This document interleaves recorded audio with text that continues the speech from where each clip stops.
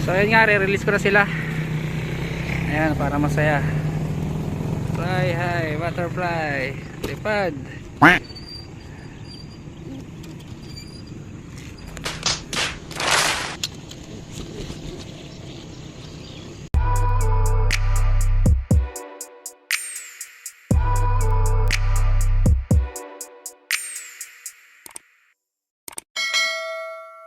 Magandang araw mga kalapatids. Ayan nga pala yung mga kalapati ko. Ayan, yung isa na uuhaw. Tapos yung iba may mga pangit, may sobrang pangit, may tulala na nakatingala, may mahiyain, at meron din namang inosente. Ayan, may mga breeders din ako. Hindi ko alam kung ba't pinapakita ko sa inyo tong mga breeder na to eh. Papangit naman nila. Ayan, yan pala, wala pa palang napapatunayan yung mga yan. Pero sigurado ako ngayong season na to, wala pa rin mapapatunayan. Ayan, mga pulot lang yan sa Tianggian.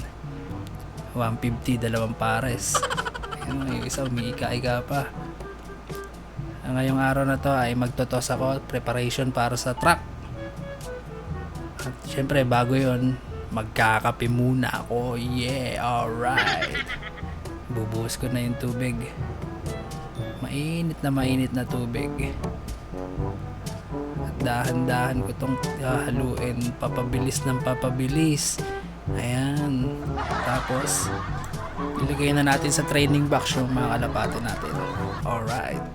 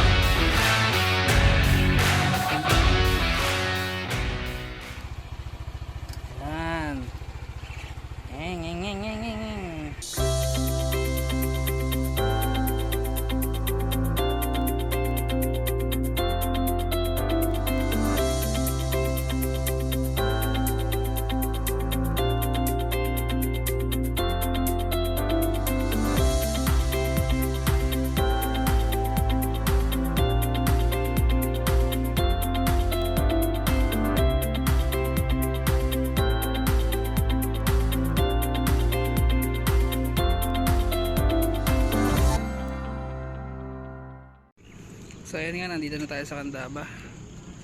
Ayan, magandang panahon. Papahinga lang natin ng konti yung kalapati natin at re-release na natin sila. Okay. So ayan nga, re-release ko na sila. 2 beses na yan! Para masaya. Hi, hi, butterfly. Lipad.